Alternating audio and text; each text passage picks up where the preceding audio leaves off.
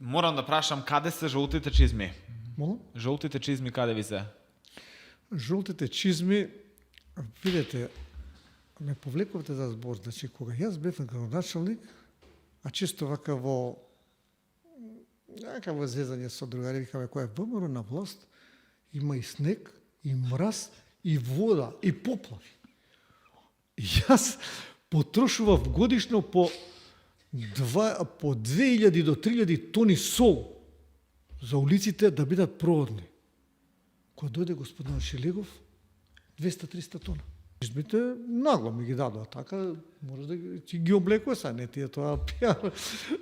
Значи, добро, интересно е, па зошто?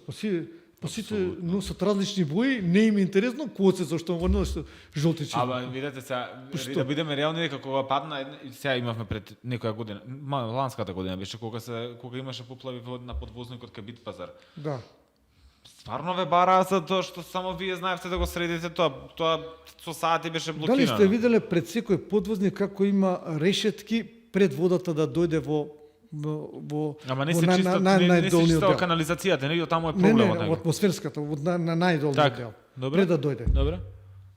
Ние фаќаме водата, така сум наредил и така направи.